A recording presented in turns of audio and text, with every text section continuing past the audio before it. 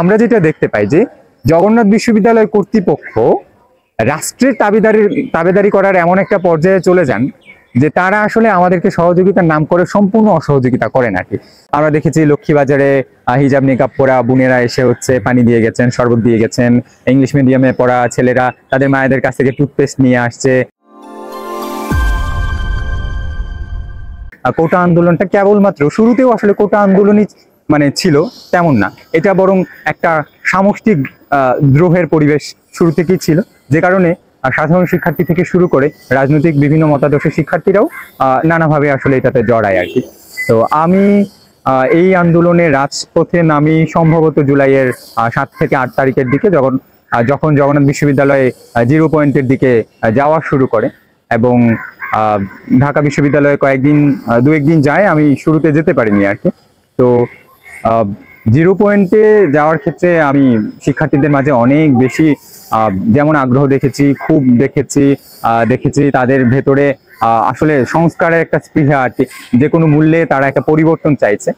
তো ঢাকা বিশ্ববিদ্যালয়ে যেদিন আমি নিজে গিয়ে পার্টিসিপেট করি 15 তারিখে, এবং সেদিনই বিশ্ববিদ্যালয়ে হামলাটা হয় আর কি। আমি প্রথমবারের মতো ছাত্রলীগের আঘাতের শিকার হই। সেই দিন ঢাকা বিশ্ববিদ্যালয়ের যে বলা যায় একটা নির্মম পরিস্থিতি তৈরি হয়েছিল, সেটা সারা দেশের মানুষকে ক্ষুব্ধ করেছে, এবং তারই প্রেক্ষিতে পরের দিন ঢাকা সহ সারা দেশে শিক্ষার্থীরা বিভিন্ন ক্যাম্পাস থেকে রাস্তায় নেমে আসে। আবু সাইদ শহীদ হন, ওয়াসিম শহীদ হন, ছাত্র শিবিরের সংগঠক শান্ত শহীদ হন, এবং এই প্রথম দিনে যে 5-6 জন শহীদ হওয়ার ঘটনা, এইটা সারা দেশের ছাত্রদের বাইরে জনতাকে ইনক্লুড করার মূল কাজটা করে আর কি। এরপরে 16 তারিখে গায়েবানা জানাজার বিভিন্ন কর্মসূচি সারা দেশ জুড়ে পালন হতে থাকে। আমরা জগন্নাথ বিশ্ববিদ্যালয়ে আসি এবং জগন্নাথ বিশ্ববিদ্যালয়ের শিক্ষার্থীরা গায়েবানা জানাজায় অগণিত শিক্ষার্থীরা স্বতঃস্ফূর্তভাবে অংশ নেয়। এখানে বলে রাখা ভালো যে কোটা আন্দোলনটা যখন রক্তদানের মাধ্যমে আরো বেশি রাজনৈতিক আন্দোলনে পরিণত হয়, তখন থেকে পার্টিসিপেশনের পরিবেশটা চেঞ্জ হতে থাকে আর কি। শুরুর দিকে কেবলমাত্র কোটা সংস্কার চেয়ে রাজনৈতিক বিভিন্ন মতাদর্শের ছাত্র সংগঠক বা ওই রাজনৈতিক ছাত্র সংগঠনগুলো কর্মীরা আসলে ওই অর্থে পার্টিসিপেট করেনি আর কি। যখনই দেখা গেল যে কয়েকজন শহীদ হলেন, তখনই ছাত্রদল থেকে শুরু করে ছাত্র শিবির কিংবা অপরাপর যত ছাত্র সংগঠন ছিল, তারা এই যে কোটা সংস্কার চাওয়া, যেটা আসলে কয়েকদিন পর চাইলেও হয়তো বন্ধ হয়ে যেতে পারতো আন্দোলনটা কোনো না কোনো কারণে, তখন ছাত্র সংগঠনের বিভিন্ন লোকবল আসলে দেখতে পেল যে এই আন্দোলনটা কোনোভাবেই আর কেবলমাত্র সাধারণদের উপর আঘাত করার কোন পরিস্থিতিতে নেই। ইতিমধ্যে যেহেতু শহীদ হয়ে গেছে, রক্ত ঝরে গেছে, তখন আসলে এটা অনেক বেশি রাজনৈতিক হয়ে ওঠে এবং এটার অংশগ্রহণের মাত্রাটা আসলে সাধারণের জায়গা থেকে আরো বেশি বলা যায় ব্রড পর্যায়ে চলে যায় আর কি। তো এরপর আসি জগন্নাথ বিশ্ববিদ্যালয়ের শিক্ষার্থীদের জন্য একটা সিগনিফিকেন্ট ডে ছিল, যে 19 তারিখ, যেদিন লক্ষ্মীবাজারে বড়সড় একটা আন্দোলন হয়।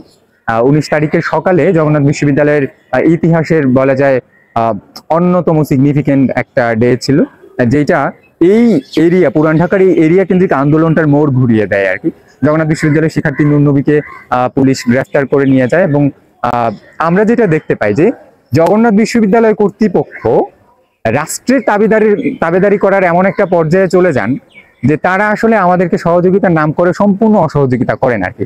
যেদিন গায়েবানা জানাজা হয়েছে কিংবা যেদিন ঢাকা বিশ্ববিদ্যালয়ে হামলা হয়েছে, এর আগে পরে মিলিয়ে বিশ্ববিদ্যালয় কর্তৃপক্ষ যথাসম্ভব চেষ্টা করেছে কোনো না কোনোভাবে আমাদেরকে আসলে পুলিশের মুখোমুখি করার আর কি। তো ছাত্র সংগঠনগুলোর, বিশেষ করে ছাত্র শিবিরের সংগঠক হিসেবে আমরা বলতে পারি যে আমাদের ভাইরা যথাসাধ্য চেষ্টা করেছেন আমরা যেন কোনোভাবেই আসলে প্রিলিমিনারি স্টেজে পুলিশের কোনো ধরনের নির্যাতন বলি, নিপীড়ন বলি, এগুলোর মুখোমুখি না হই, যেন আন্দোলনটাকে আরো ফুয়েলিং করার সুযোগ পাই আর কি। কিন্তু 19 তারিখ যেটা দেখা গিয়েছে যে পুলিশ সকালে শুরুতে হচ্ছে নুরনবীকে ধরে নিয়ে যায়, এইটা আসলে লক্ষ্মীবাজারের পুরো আন্দোলনের মোড়টা ঘুরিয়ে দেয় আর কি। ওই দিন সকাল 11টা বাজে আমি নিজে লক্ষ্মীবাজারে এসে পার্টিসিপেট করি, কিন্তু জুমার নামাজের একটু আগে আমরা আসলে এমন একটা নির্দেশনা পাই যে আপাতত একটু স্থিমিত হয়ে আসছে পরিবেশটা, আপনারা চাইলে লক্ষ্মীবাজারের আউটসাইডে গিয়ে জুমার নামাজটা পড়তে পারেন নাকি। তো আমি আমার তৎকালীন সংগঠক, আমার সহকারী হিসেবে কাজ করছিল হিস্ট্রি ডিপার্টমেন্টে সামিউল ইসলাম, আমরা লক্ষ্মীবাজার থেকে দয়াগঞ্জে চলে যাই জুমার নামাজ পড়ার জন্য, আমাদের বাসাটা ওইদিকে হয়। তখন ছাত্র শিবিরের জবি শাখার তৎকালীন অফিস সম্পাদক রিয়াজুল ইসলাম ভাই আমাদের কল দিয়ে বলেন যে লক্ষ্মীবাজারে তো দুর্ঘটনা ঘটে গেছে, নুরনবীকে হচ্ছে পুলিশ গ্রেফতার করে নিয়ে গেছে, তো আপনারা কাইন্ডলি দ্রুত এইদিকে আসুন আর কি। তখন লক্ষ্মীবাজারে আমরা এসে দেখি ভয়াবহ একটা পরিস্থিতি, মানুষ জুমার নামাজের জন্য তৈরি হবে নাকি পুলিশের সাথে মুখোমুখি আক্রমণ করবে বোঝা যাচ্ছিল না, এরকম একটা পরিস্থিতি তৈরি হয়েছে। ওই দিন প্রথমবারের মতো আমি আসলে পুলিশের ভয়াবহতার শিকার হই। আমি নিজের চোখের সামনে দেখি যে পুলিশ সরাসরি ছড়া গুলি ছুড়লে কিংবা টিয়ার শেল বা সাউন্ড গ্রেনেড ছুড়লে পরিবেশটা আসলে কেমন হতে পারে। ওখানে আমরা বলা যায় যে আমাদের পরিণত বয়সে এসে বাংলাদেশের ইতিহাসে সবচেয়ে সিগনিফিকেন্ট মুহূর্তগুলো চোখের সামনে দেখছিলাম। আমরা দেখেছি লক্ষ্মীবাজারে হিজাব নিকাব পরা বোনেরা এসে পানি দিয়ে গেছেন, শরবত দিয়ে গেছেন। ইংলিশ মিডিয়ামে পড়া ছেলেরা তাদের মায়েদের কাছ থেকে টুথপেস্ট নিয়ে আসছে, মানে সাহায্য করার জন্য যত উপকরণ লাগে সবকিছু নিয়ে আসছে আর কি। ছাত্রদলের ভাইয়েরা লক্ষ্মীবাজারের একদিকে পার্টিসিপেট করেছেন, মহানগর দক্ষিণের ছাত্র শিবিরের ভাইয়েরা আসছেন, লোকাল জামাতের লোকেরা আসছেন, এসে লক্ষ্মীবাজারের পুরো আন্দোলনটাকে ফুয়েলিং করছিলেন। ওনারা পুলিশের বিরুদ্ধে দাঁড়াচ্ছিলেন। তো এই যে বিশাল একটা পরিস্থিতি লক্ষ্মীবাজার বা পুরান ঢাকায় ঘটে যাচ্ছিল, মোটের ওপর বলা যায় লক্ষ্মীবাজারের 19 তারিখের এই ঘটনাটাই মূলত ফিজিক্যালি এই এরিয়াটাতে আন্দোলনের একটা সমাপ্তির ফেজ ছিল আর কি। পুলিশ বলা যায় রাষ্ট্রীয় কর্তৃপক্ষ যখন ইন্টারনেট বন্ধ করে দেয়, এরপরে আসলে এই দিকে ফুয়েলিং করে আন্দোলন করা পসিবল হয়নি। আন্দোলনটা এক পর্যায়ে যাত্রাবাড়ি বা ওই দিকে চলে যায়, পুরান ঢাকা পেরিয়ে আর কি। বলে রাখা ভালো যে লক্ষ্মীবাজারের 19 তারিখের ওই দিন 4 থেকে 5 জন শহীদ হন। কবি নজরুল কলেজের সম্ভবত 3-4 জন শহীদ হন। তো এই ছিল এই কেন্দ্রিক ঘটনাবলী। এরপরে আমার নিজের স্মৃতির জায়গা থেকে বললে দেখা গেল যে ইন্টারনেট যেহেতু বন্ধ ছিল, আমরা চাইলেও সহজে কমিউনিকেট করতে পারছিলাম না। ছাত্র শিবিরের তৎকালীন সভাপতি ইকবাল ভাই, সেক্রেটারি আসাদ ভাই, ওনারা আমাদেরকে যথাসম্ভব সিকিউর রাখারও চেষ্টা করছিলেন এবং প্রয়োজনের সাপেক্ষে আবার ময়দানে নামার ক্ষেত্রেও বলছিলেন। এমন পরিস্থিতি হয়েছে যে আমি একদিন পানি নিয়ে এসে ওই একই পানি 3 দিন খেয়েছি।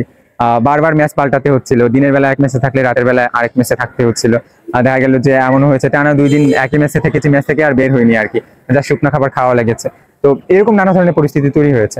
আমরা যখন দেখেছি যে প্রাইভেট ইউনিভার্সিটি ভাইরা ব্র্যাক ইউনিভার্সিটি কিংবা বাড্ডা, রামপুরা, বনশ্রীর দিকে নেমে এসেছেন, তখনও আন্দোলনের মোড় ঘুরেছে।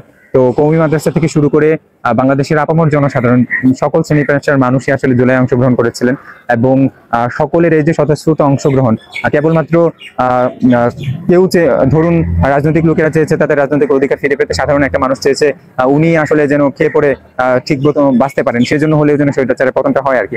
তো জুলাইটা আসলে খুবই সামষ্টিক ছিল। এটার পার্টিসিপেশনে আসলে সকলের অংশগ্রহণ ছিল। তেমনি আমরা দেখি যে শহীদের ক্ষেত্রেও রাজনৈতিক ঘরানার মানুষ যেমন শহীদ হয়েছে, অরাজনৈতিক মানুষ শহীদ হয়েছে, বয়োবৃদ্ধরা শহীদ হয়েছে, একদম শিশুরাও শহীদ হয়েছে। সেক্ষেত্রে আজকের দিনে দাঁড়িয়ে আমরা যদি জুলাইয়ের স্মৃতিচারণ করি, তাহলে তাদের প্রতি আমাদের যেমন কৃতজ্ঞতা জানানো উচিত, ঠিক তেমনি তাদের ন্যায্যতা পাইয়ে দেওয়ারও আমাদের চেষ্টা করা উচিত। আর শিক্ষার্থী হিসেবে, ছাত্র সংগঠক হিসেবে আমাদের উচিত হবে গত বছরের জুলাইয়ে আমরা যেই প্রেরণা নিয়ে আসলে মানুষের অধিকার আদায়ের জন্য যেই ধরনের ভূমিকা রেখেছি, এখনো আজকের দিনে দাঁড়িয়েও আমাদের উচিত হবে আসলে মানুষের ন্যায্যতা পাইয়ে দেওয়ার জন্য, তাদের অধিকার সুনিশ্চিত করার জন্য লড়াইটা চালিয়ে যাওয়া।